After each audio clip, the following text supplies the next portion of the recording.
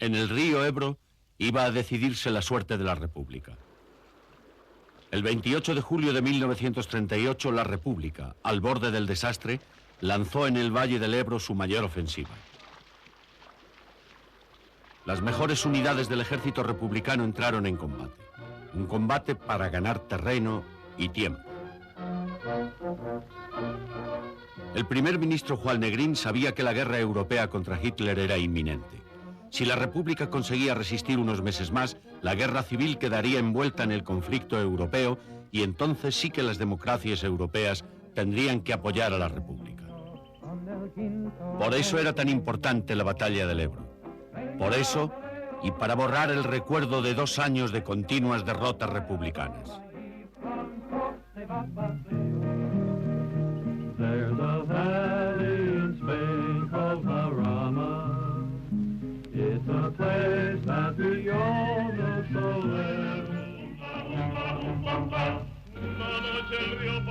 Las derrotas y las retiradas habían quedado atrás.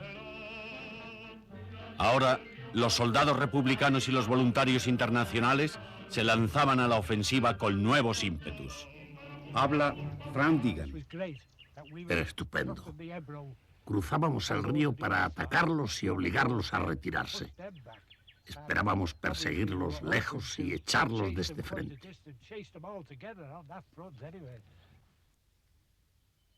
Las experiencias militares de la República no justificaban este optimismo. Una vez más, el ejército popular se enfrentaba a los nacionalistas en una guerra convencional en la que las tropas de Franco, mejor armadas y más disciplinadas, acabarían inevitablemente imponiéndose.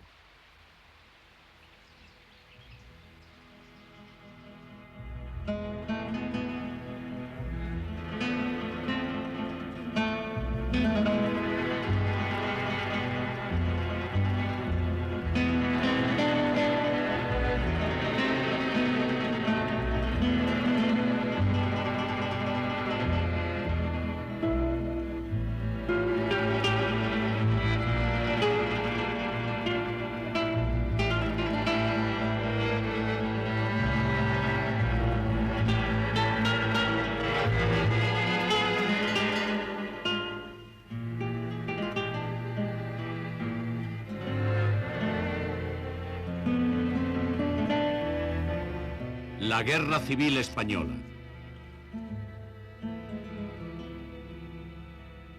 Sexto episodio: victoria y derrota. Los nacionalistas habían conquistado 2/3 partes del país y la zona republicana había quedado dividida en 2. Valencia estaba amenazada. El objetivo inmediato de la ofensiva del Ebro era evitar este peligro.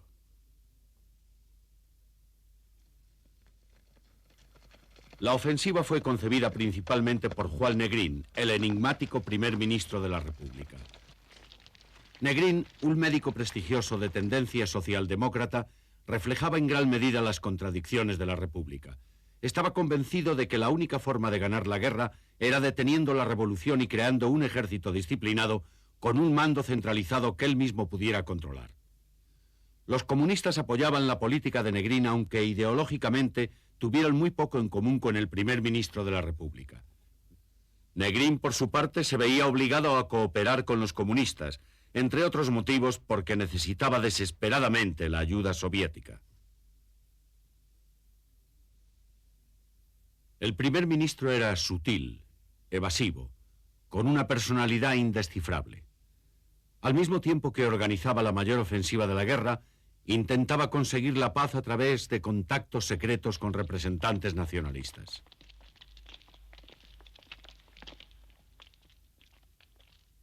Los nacionalistas se vieron sorprendidos por la ofensiva republicana y tuvieron que replegarse.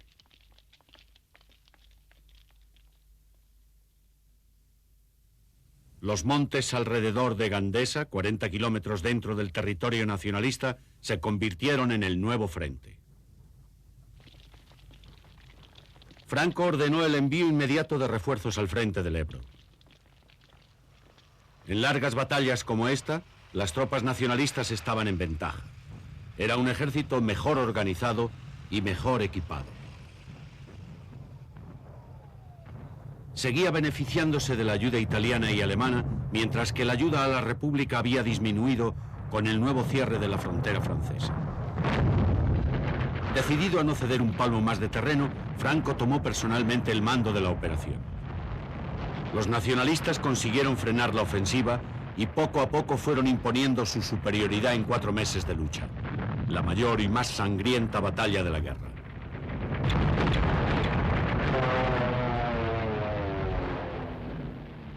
La Cota 666 era una de las posiciones avanzadas de la República y se convirtió en el primer objetivo de la contraofensiva nacionalista.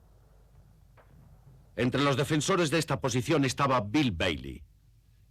Hasta rezábamos para que oscureciera y pudiéramos al menos movernos. Pero de noche, esos bastardos seguían bombardeándonos. Además, veíamos los proyectiles explotando en la montaña y echándonos encima toneladas de roca. No solo eran los obuses, sino los pedazos de roca que te podían alcanzar. Fue una de mis experiencias más amargas. La verdad es que muchas veces pensé que no saldría vivo de aquí.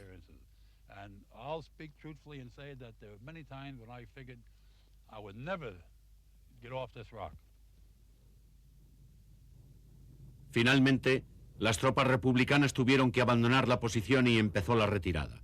Una retirada que solo terminaría con el final de la guerra.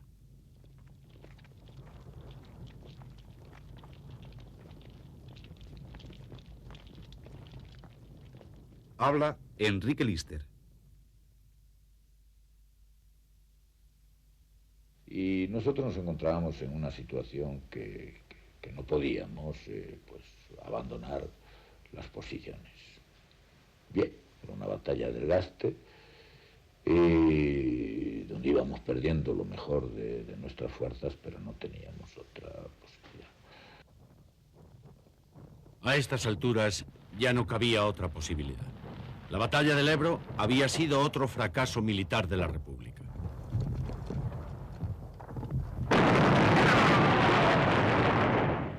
Como ya había ocurrido en Brunete, Belchite y Teruel, la ofensiva del Ejército Popular en el Ebro se inició con éxito y terminó en derrota estrepitosa. El gobierno de la República, con apoyo de los comunistas, había conseguido controlar la revolución en la retaguardia. En el frente también evitó el uso de tácticas militares revolucionarias. La guerra de guerrillas, inventada en España como respuesta popular a un ejército organizado, nunca fue utilizada en gran escala por las fuerzas republicanas. El ejército popular luchó con valentía, pero no podía imponerse en una batalla frontal a un enemigo más profesional y mejor armado. En su retirada, las tropas republicanas dejaron atrás grandes cantidades de armamento.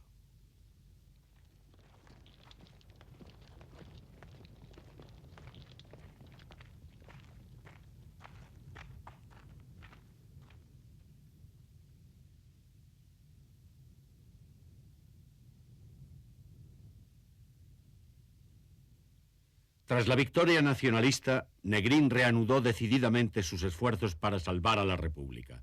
Primero, intentó salvarla mediante la negociación. El Mayo había dado a conocer su programa de 13 puntos para la victoria.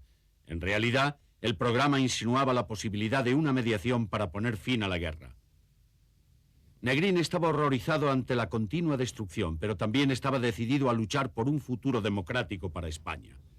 Si no podía conseguir una paz honrosa, el primer ministro republicano estaba dispuesto al menos a prolongar la guerra con la esperanza de que estallara en el resto de Europa el conflicto entre democracia y fascismo y envolviera a España.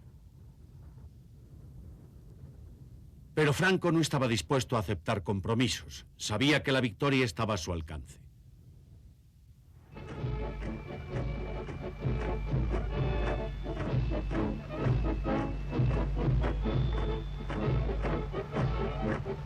La situación de Negrín no podía haber sido más paradójica. Sus planes para salvar a la República dependían en gran medida del gran aliado de sus enemigos, Hitler, porque Negrín esperaba que fuera el afán expansionista de los nazis lo que desatara otra gran guerra. Cuando estallara esa guerra, Gran Bretaña y Francia no tendrían más remedio que aliarse con el gobierno republicano español. La expansión nazi había empezado en 1936. En marzo de 1938, las tropas alemanas entraron en Austria. En septiembre del mismo año, le tocó el turno a Checoslovaquia. Los jefes de gobierno de Francia y Gran Bretaña se reunieron con Hitler y Mussolini en Múnich para intentar salvar la paz. Para Francia y Gran Bretaña, la no intervención en España había sido al menos una forma de postergar el enfrentamiento con Hitler. Seguían manteniendo esa política a pesar de que los dos bandos en la guerra civil recibían ayuda extranjera abiertamente. En Múnich, las democracias europeas pactaron con Hitler. Estaban dispuestas a mantener la paz a cualquier precio.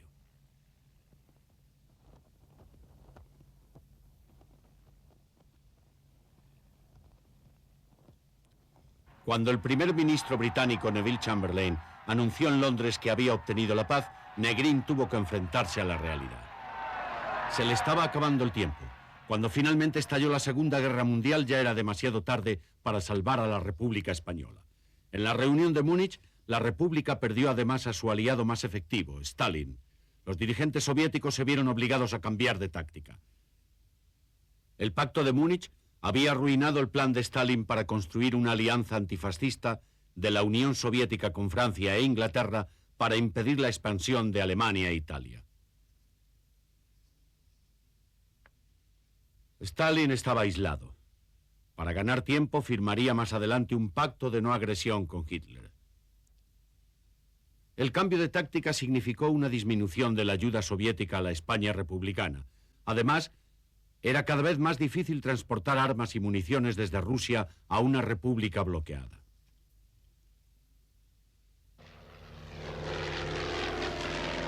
La política española de Hitler también cambió, pero en sentido contrario. El Führer se había dado cuenta de que podía actuar en España con impunidad sin que Francia y Gran Bretaña se inmutaran. Hitler quería acabar la guerra cuanto antes y su ayuda militar a los nacionalistas aumentó espectacularmente. Franco había pedido más armas a Alemania para la batalla del Ebro. A cambio de esta ayuda, los alemanes obtuvieron generosas concesiones mineras en España y la promesa de Franco de sufragar los gastos de la Legión Cóndor alemana.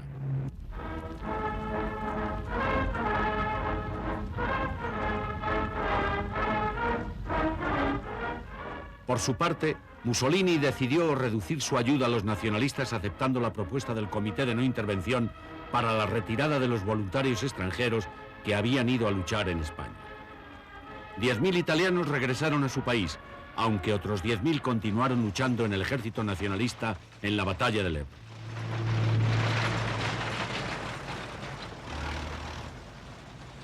Negrín también aceptó retirar a los voluntarios extranjeros que luchaban en defensa de la República. Aún le quedaba la esperanza de que la no intervención se convirtiera en realidad. La batalla del Ebro entraba en su última etapa cuando las brigadas internacionales iniciaron el regreso a sus países.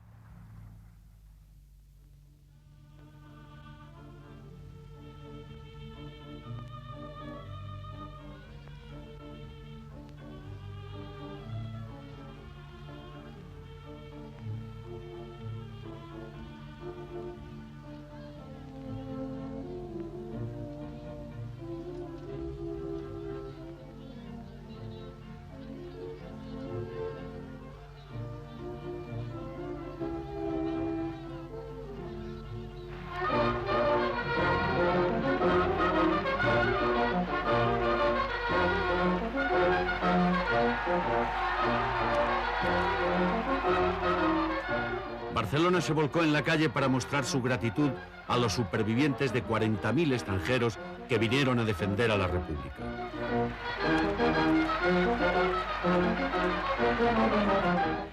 La pasionaria les rindió homenaje. Así decía: estos hombres vinieron a nuestro país a luchar por la libertad. Lo dejaron todo: sus países, sus familias, sus trabajos, padres, hermanos, mujeres, hijos. Y nos dijeron, aquí estamos, vuestra causa es la nuestra. Es la causa de toda la humanidad progresista.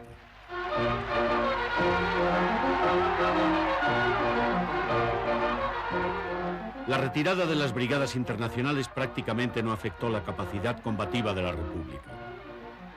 En los primeros meses de la guerra, las brigadas fueron un ejemplo de disciplina y solidaridad, pero desde un punto de vista militar no habían tenido una influencia decisiva. Para la mayoría de los voluntarios extranjeros, la guerra había terminado. Otros, los que habían venido desde países fascistas, no podían volver a sus casas. Y la guerra seguía. A mediados de noviembre, Franco había conquistado todo el terreno que había perdido en los 2 primeros días de la batalla del Ebro. Poco antes de las Navidades de 1938, los nacionalistas cruzaron el Ebro y entraron en Cataluña. Las armas enviadas por Alemania habían inclinado la balanza. El avance encontraba poca resistencia. Tarragona cayó a mediados de enero de 1939. A fines de mes, los nacionalistas se acercaban a Barcelona. El único partido absolutamente decidido a continuar la lucha era el comunista. Los comunistas arrojaban octavillas exhortando a los barceloneses a la resistencia. Por su parte, Negrín no tenía más remedio que seguir cooperando con los comunistas, aunque en secreto seguía intentando negociar la paz con los nacionalistas. La República se estaba desmoronando, debilitada por las derrotas militares y las divisiones internas. Para muchos era inaceptable que Negrín cooperara con los comunistas. Los anarquistas seguían luchando, pero sin ninguna fe. Sabían que ya no podrían llevar a la práctica sus ideales revolucionarios. Los nacionalistas catalanes estaban desilusionados por la forma en que el gobierno central había ido menoscabando su autonomía. Para los catalanistas, la República tampoco era lo de antes. Habla Escofet. La República ya no era la República nuestra, la de origen. La Generalitat ya casi estaba anulada completamente por Negrín, por la influencia de Negrín, hasta que llegó un momento que yo razonaba, ¿hago yo bien en continuar la lucha?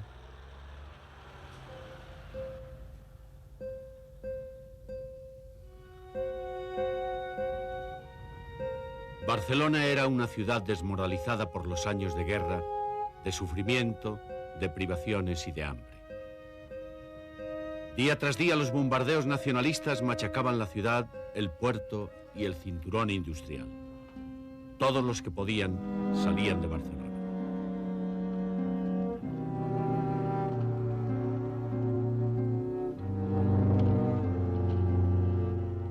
Habla Eduardo Pons Prades. En esos bombardeos, con decir que más de la mitad de la población salió a la ciudad con destino a refugiarse en los montes y en los bosques alrededor de Barcelona, se ha dicho todo.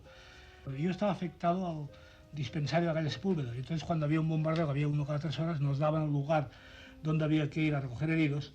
Y en algunos casos, estábamos todavía recogiendo heridos en la Plaza Alpino, en frente de la catedral, nos pilló el bombardeo siguiente. Así que no habíamos acabado todavía, que allí murieron mucha gente de Cruz Roja y mucha gente de los coches que iban requisados por la Cruz Roja a recoger heridos.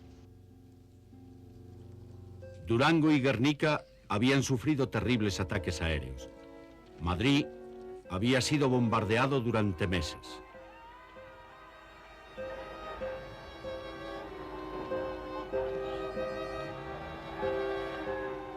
En Barcelona los bombardeos parecían inacabables.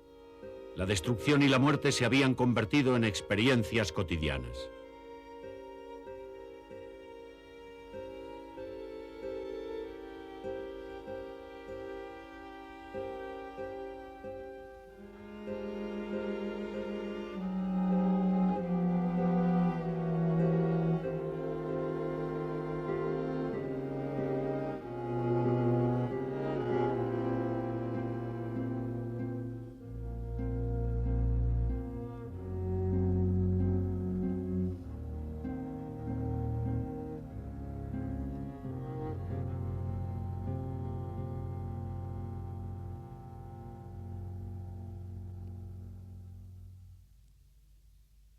Barcelona estaba abarrotada de refugiados.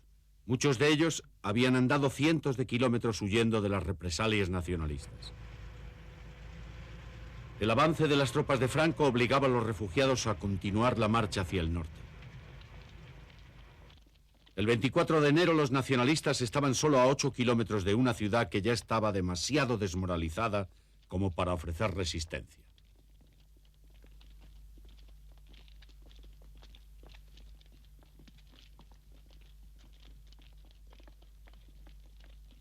Hacia el 10 que se ocuparon Tarragona, entonces en Barcelona ya se vio que estaba todo perdido, a pesar de que se hablaba de una línea de resistencia que se estaba creando y tal y cual, la gente no creía en eso. Además la gente no creía porque la gente estaba deseando en realidad que esto se terminara. Y la frase que se termine como sea, pero que se termine pronto, era una cosa pues bastante corriente oírla entre la gente de mi barrio. Lo oí varias veces, que se termine como sea, pero que se termine, ¿eh? La avalancha de refugiados llegaba a los Pirineos a través de la nieve. Francia significaba la salvación.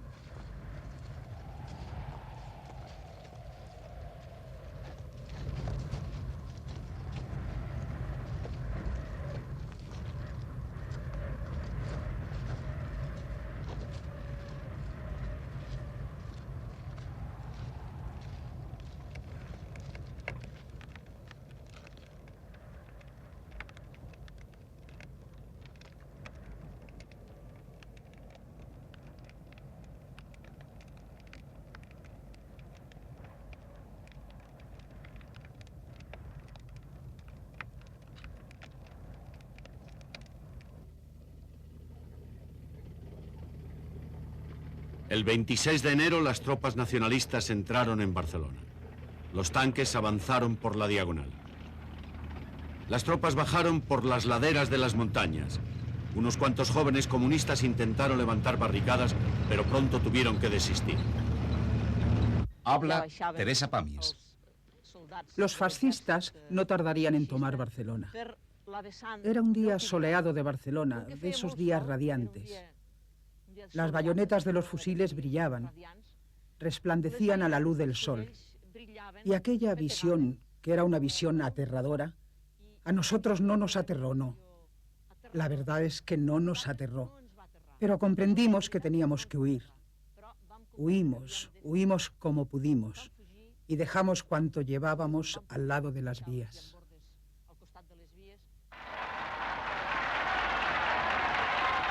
Muchos barceloneses habían huido o estaban escondidos. También había muchos otros que salieron a recibir con enorme alegría y alivio a las fuerzas nacionalistas del general Yagüe.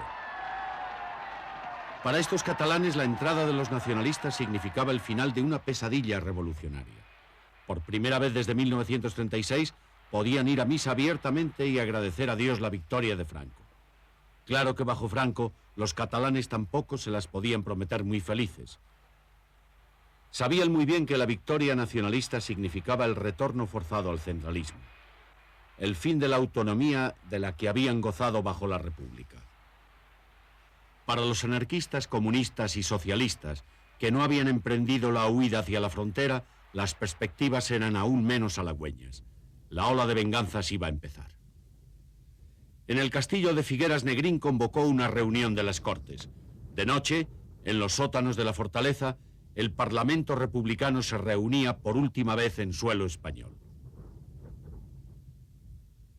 Habla Willy Forrest.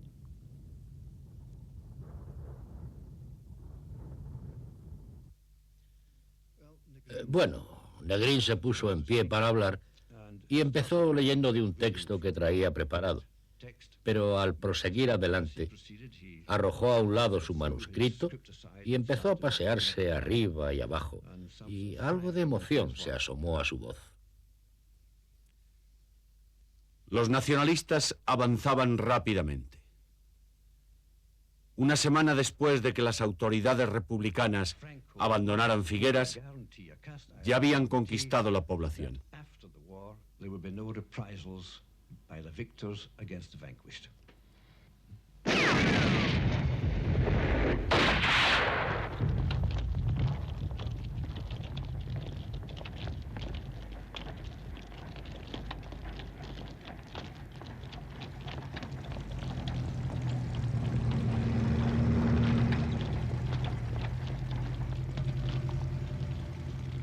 Los refugiados y los restos del ejército popular huían desordenadamente.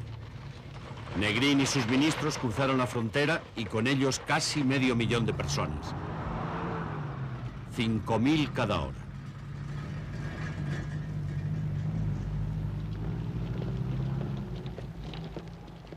Habían salvado la vida, pero el sufrimiento continuaría al ser internados en los campos de concentración.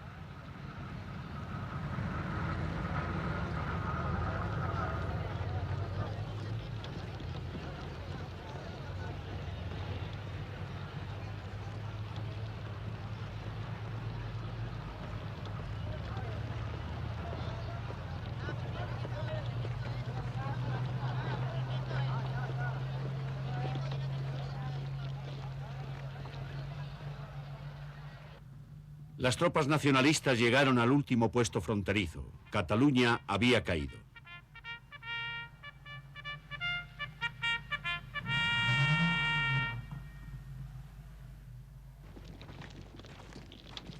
Para los catalanes la guerra había terminado, pero una cuarta parte de España seguía siendo republicana.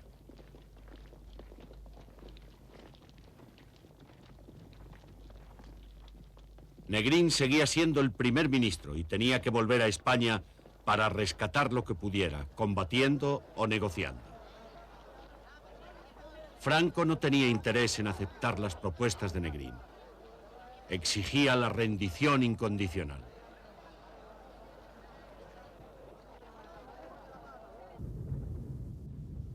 Los moros y las demás fuerzas nacionalistas habían estado asediando Madrid durante más de 2 años. Tanto tiempo que sus trincheras se habían convertido casi en viviendas permanentes. Desde sus trincheras contemplaban los tejados de Madrid. Dentro de la capital, los nacionalistas esperaban escondidos la hora de su victoria. Enrique Miret Magdalena era un estudiante católico que se había refugiado en una dependencia de la embajada paraguaya. Estuve yo allí hablando siempre en voz baja y con las persianas echadas para que no se dieran cuenta de la cantidad de gente que estábamos en un piso, que estábamos entre 50 y 60 personas viviendo en un piso. Para los madrileños, tanto republicanos como nacionalistas disfrazados, el peor tormento era el hambre. En Madrid se comía lo que fuera, gatos callejeros incluso. Las amas de casa hacían horas de cola para poder comprar los escasos comestibles que se vendían. El hambre y el sufrimiento de la guerra habían debilitado su voluntad de resistir. El primer ministro Juan Negrín había regresado a España. Más que nunca estaba rodeado de comunistas, y los comunistas estaban ocupando los principales mandos militares. Negrín estableció su cuartel general cerca de Alicante.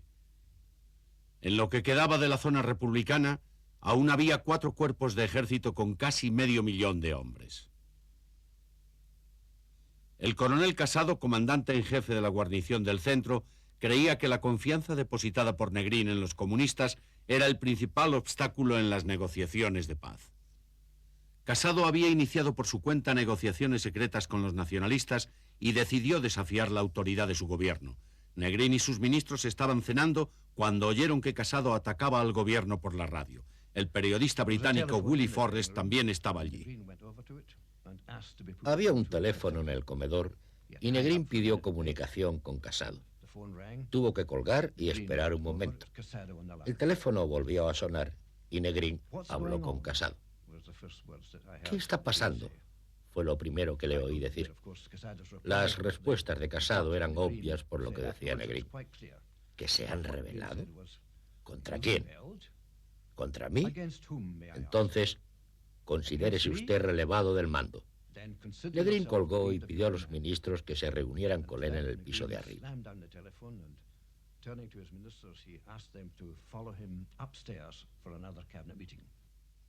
Esa noche quedó sellada la suerte de Negrín y de la República. Seguía siendo primer ministro, pero de un gobierno que ya casi no tenía poder. Los dirigentes comunistas consideraron que era inútil resistirse a la rebelión de Casado. Muchos historiadores siguen preguntándose hasta qué punto influyó en esta actitud la nueva política de Stalin. A las 3 de la mañana, Willie Forrest vio cómo concluía el Consejo de Ministros. Eso ya era el fin. No hacía falta que nos dijeran que el gobierno se marchaba. Vimos cómo los ministros hacían sus maletas. Vimos cómo el señor Garcés, jefe de policía, rompía papeles. Y sabíamos que Cisneros, jefe de las fuerzas aéreas, se había ido al aeropuerto de Monóvar, a unos 30 kilómetros, para buscar aviones que pudieran llevar al gobierno.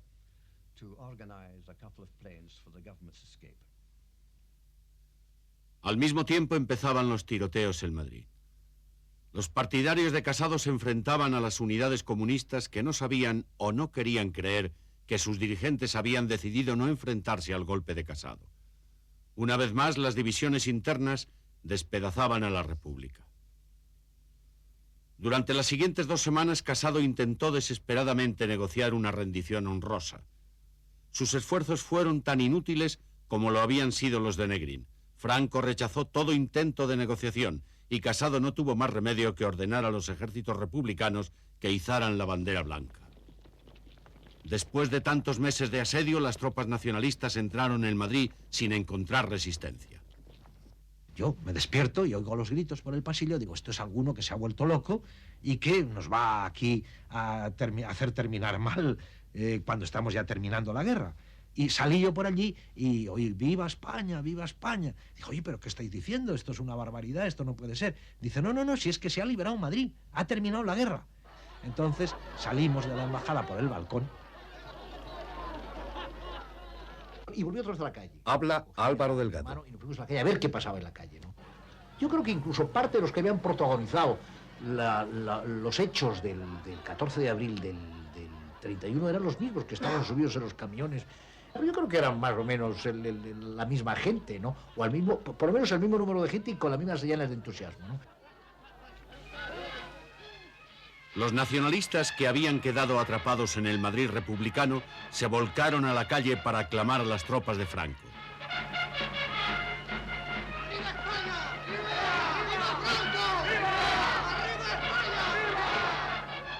Los republicanos más comprometidos huían de la venganza nacionalista. Su única salida era el puerto de Alicante. El 28 de marzo, mientras los nacionalistas entraban en Madrid, un barco inglés salía de Alicante con unos 500 refugiados republicanos. Atrás quedaban unos 20.000 refugiados amontonados en el puerto a la espera de otros barcos.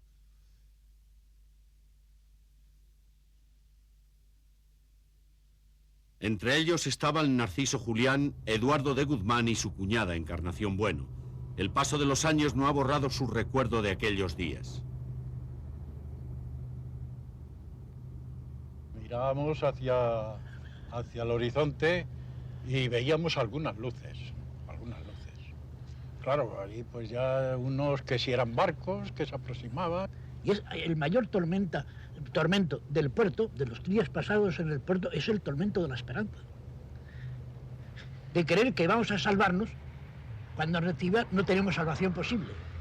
Recuerdo todos los momentos y recuerdo que cada uno es más terrible, porque cada minuto que pasaba y yo veía que no llegaban los barcos, ya no me creía nada ni de barcos ni de nada. Mi hijo, que sí, mamá, que sí, que ya verás cómo embarcamos, que ya verás cómo nos da tiempo, que ya...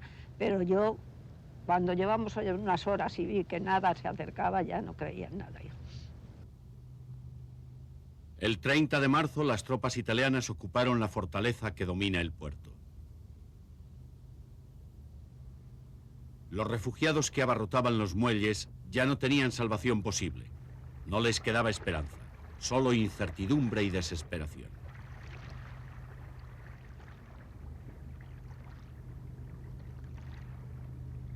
Eso estaba yo sentada ahí, mi hijo estaba a orilla de mí, ¿verdad? Y estábamos hablando ya cuando sabíamos que no iban a venir, que creíamos.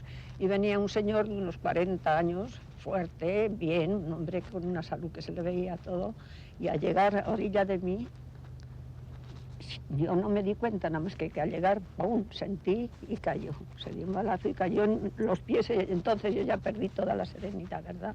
Y mi hijo, no te asustes, madre, no te asustes, y esto va a pasar aquí mucho, no te asustes, que todo ya lo verás, no te asustes. Pero claro, yo ya tenía miedo terrible, no sé, yo no sé qué me pareció, que ya iban a poner las ametralladoras y que iban a barrer a todos. Los soldados de Franco llegaron para reforzar a las unidades italianas que rodeaban el puerto. Los refugiados pasaban sus últimas horas en libertad. Sabían que les esperaba la cárcel o la ejecución. Algunos se preguntaban si valía la pena seguir viviendo. Y estamos toda la noche discutiendo qué es lo que debemos hacer desde el punto de vista revolucionario, sin hacernos ilusiones engañosas, sin pensar que nos vamos a salvar, qué es más conveniente para la cosa que hemos defendido, si entregarnos o matarnos. Y esa es la disyuntiva, y eso es lo que discutimos en el último momento, la última noche. Y los que son, te digo, las tendencias eran estas dos. A Mil decía, un compañero que se llamaba Mil, decía, yo no os ahorro crímenes. Si me quieren muerto tendrán que matarme. Esa noche nadie pegó un ojo. En la oscuridad, las macabras discusiones continuaban. La mayoría decidió seguir viviendo y dejar que sus enemigos decidieran su suerte. Algunos optaron por el suicidio. Eduardo de Guzmán presenció el último pacto suicida. Terminada la discusión, cuando hay que salir, se dan la mano izquierda, dice nuestra última protesta contra el fascismo, levanta la pistola a la altura de la sien y se pegan el tiro al mismo tiempo. Y entonces nosotros que estamos con ellos emprendemos la marcha. Y hay quien dice entonces, pronto envidiaremos a los muertos. Yo digo, no, ya he empezado a envidiarlos. La tragedia de los refugiados en Alicante fue la agonía de la República. Casi 3 años después del alzamiento militar, la guerra había terminado. Al callar los cañones, volvieron a repicar las campanas.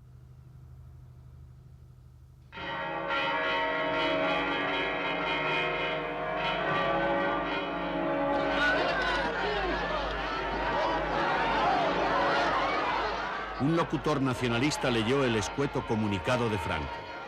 En el día de hoy, cautivo y desarmado el Ejército Rojo, han alcanzado las tropas nacionales sus últimos objetivos militares. La guerra ha terminado. Burgos, 1 de abril de 1939, año de la victoria. El generalísimo Franco.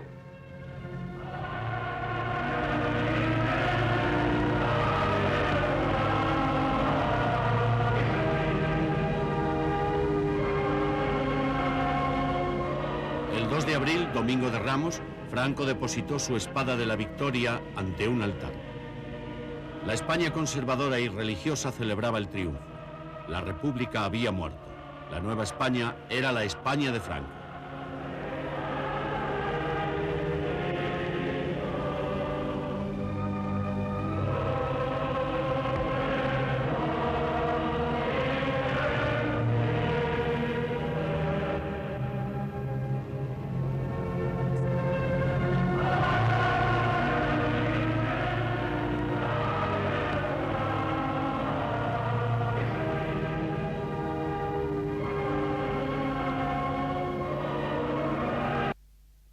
Aunque los combates habían terminado, la llamada Cruzada Nacional había de continuar durante años. La España de Franco significaba el retorno al pasado, a una España rígidamente tradicional de iglesia, oligarquía y terratenientes. Un país obediente bajo un régimen autoritario, una patria unida y hermética.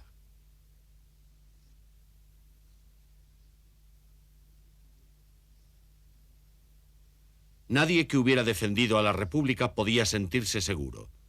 Cientos de miles de presos republicanos esperaban su suerte en improvisados campos de concentración.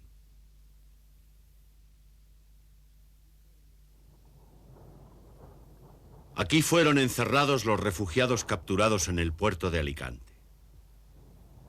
Estos campos rodeados de palmeras fueron el campo de concentración de Albatera. Se dice que el propio Franco prohibió que se fotografiaran las instalaciones. Una vez hubo cumplido su propósito, volvió a ser un campo de cultivo.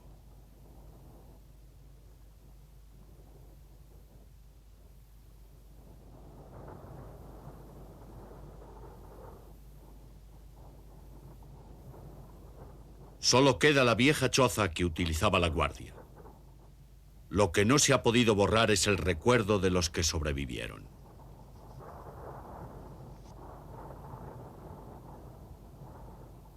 Bueno, la represión desde el primer momento. Es decir, a nosotros no se nos consideraba seres humanos. Esto además ha sido una tónica general del franquismo. Es decir, a nosotros se nos ha considerado cosas, pero seres humanos de ninguna manera. Albatera no era simplemente un campo de concentración. Era el lugar en el que se seleccionaba a los que iban a ser ejecutados. Aquí estaba la entrada, y a esta entrada llegaban visitantes de toda España. Su llegada producía terror entre los presos, porque los visitantes eran falangistas que venían en busca de sus enemigos.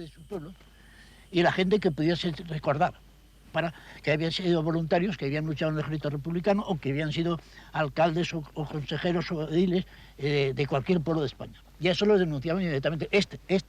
Sin más, lo cogían y se lo llevaban. Estos señores se llevaban con dirección a sus pueblos respectivos, pero la mayor parte de las veces los detenidos, los recluidos de esta forma, no llegaban a su pueblo. Generalmente, después de mismo la Albatera, oíamos las descargas. También había ejecuciones en Albatera. Los presos tenían que presenciarlas. Yo recuerdo los primeros fusilamientos que estaba yo en el calabozo. Los primeros fusilamientos son tres muchachos que matan y que nos tienen informados bajo las ametralladoras. Y uno de ellos, que es comisario, va diciendo a la gente: estad tranquilos, compañeros, no hagáis el menor movimiento, que es una provocación para matarlos a todos. Y los fusilan delante de nosotros. Nadie sabe cuántas personas murieron de hambre o fusiladas en Albatera. La mayoría de la gente conoce ya lo que son los campos de exterminio nazis, ¿no? Lo han visto en películas y lo han visto en toda una serie de... Yo pienso que el campo de Albatera era un campo que tenía una semejanza con esos campos de exterminio. Quizás lo que tenía era menos estructura, diríamos, ¿no? Porque esto era muy artesano en todo, ¿no? En los primeros meses después de la guerra, la represión era desorganizada. Luego se fue sistematizando. El número de presos aumentó en más de 200.000. Los juicios eran puramente trámites. Las sentencias rápidas, las ejecuciones numerosas. Lo sabía que pasaban meses esperando la ejecución, como fue el caso de Narciso Julián y Eduardo de Guzmán. Eduardo de Guzmán pasó 9 años en la cárcel.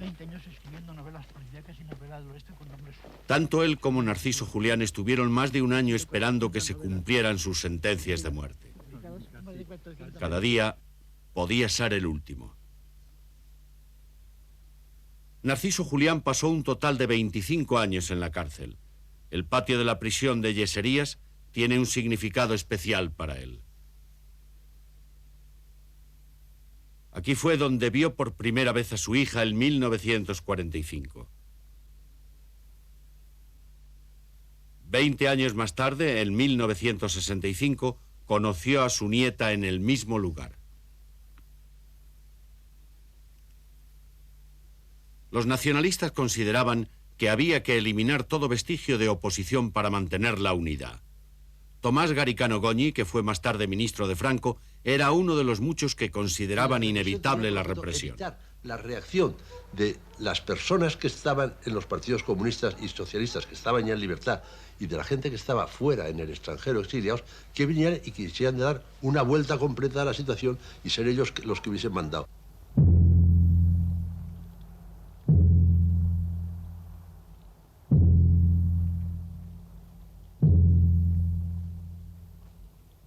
Mientras jóvenes falangistas trasladaban el cuerpo de José Antonio desde Alicante hasta El Escorial, muchos republicanos eran enterrados en fosas comunes.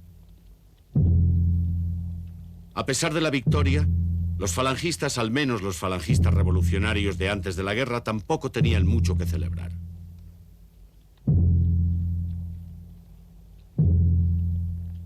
Franco estaba convirtiendo a España en un estado monolítico en el que no cabía la oposición. La Falange, a pesar de la oposición de algunos de sus fundadores, había quedado plenamente integrada en este Estado monocolor. José Antonio se había convertido en el gran mártir de la España franquista, aunque políticamente era ya un símbolo inocuo.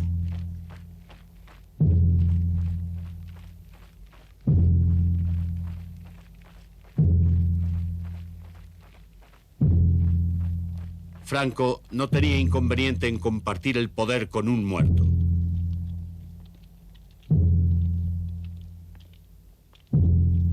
Solo podía haber una ideología, las demás quedaban suprimidas. Solo podía haber una patria, las autonomías regionales quedaban abolidas. Solo una lengua, la lengua del imperio, el castellano. Para unos españoles el nuevo régimen era intolerablemente opresivo, para otros era una auténtica liberación, el retorno a la España ordenada y religiosa que anhelaban. Habla Petra Román de Bondía. Santo que hubiera, estaban llenas, salía la gente acompañando a la procesión, todo eso que desapareció con la República. Cosas secundarias que no tienen importancia actualmente para mí, pero que en aquellos momentos sí tenían importancia. Y nos daba sensación de recuperar algo que habíamos perdido. Los valores religiosos, los valores patrióticos, los valores de orden, todo eso se recuperó. Lo que pasa es que faltaron las libertades, pero lógicamente los que teníamos una vida pues organizada y éramos profesionales y no veíamos las cosas bajo otro punto de vista más que el personal, pues estábamos tranquilos y veíamos las cosas con mucha tranquilidad y contentos.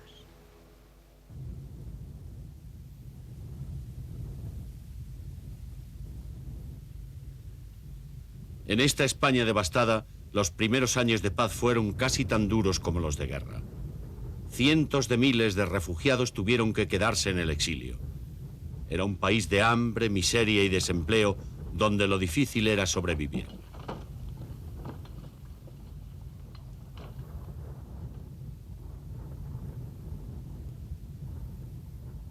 Para los vencidos no hubo misericordia. Franco no perdonaba. A los republicanos que habían regresado a sus hogares al final de la guerra no se les dejaba olvidar su pasado. En el pueblo aragonés de Mas de las Matas, como en tantos otros pueblos españoles, la venganza fue despiadada. Juan Moliner era hijo de una familia republicana. Cuando las tropas de Franco conquistaron Aragón, huyó con su familia a Valencia.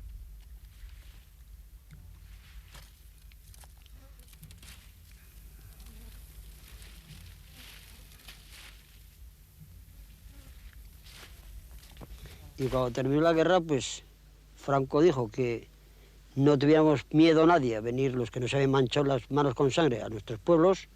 Y claro, pues los que no teníamos nada de eso, pues volvimos a nuestros pueblos. La cual, al encontrarnos aquí en el pueblo ya no nos dejaron de la calzada, dice aquel. Ya no nos dejaron ni salir de la cárcel. El padre de Moliner fue encarcelado por los falangistas que ahora mandaban en el pueblo. Juan no vio a su padre más. 40 años después, el recuerdo es aún demasiado doloroso. Hombre, claro que lo recuerdo.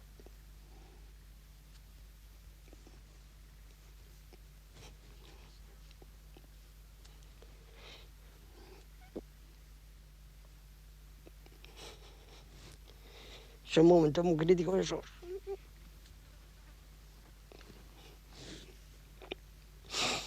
Ya les digo, eso es muy serio, eso. Eso que a nadie le pase.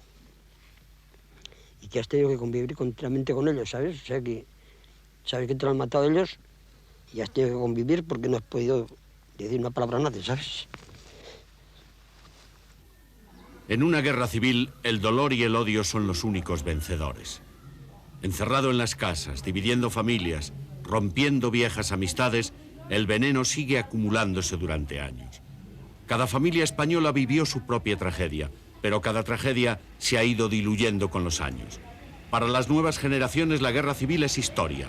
Muchos de los españoles que vivieron la guerra han aprendido a superar su intransigencia a través de sus hijos y nietos. Se enfadaban conmigo porque yo era franquista. Pero mamá, ¿cómo puedes ser franquista? Y yo creo que nos salvó, pero ¿qué dices? Por Dios, ¿pero qué dices? Y entonces empezaron a traerme libros y libros y libros de unas partes y de otras. Y yo me fui dando cuenta de que fue terrible aquello. Y que hubo tantas barbaridades de este lado como de aquel. Porque yo de aquel sí sabía que había barbaridades porque nos los hacían ver. Pero de aquí no había nada, no sabíamos nada, absolutamente nada. Y poco a poco te vas dando cuenta, y sobre todo en la evolución mía, te vas dando cuenta de que no hay mal y bien, que es lo que te decía antes, que tú puedes pensar que es una cosa mal hecha, pero que él puede pensar que está bien. Y como tú no eres quien para juzgar a los demás, pues entonces no dices, no es malo, es que él lo piensa así. Tú piensas de otra manera, pero tan bueno puede ser él como tú. Y eso me enseñaron los que más mis hijos.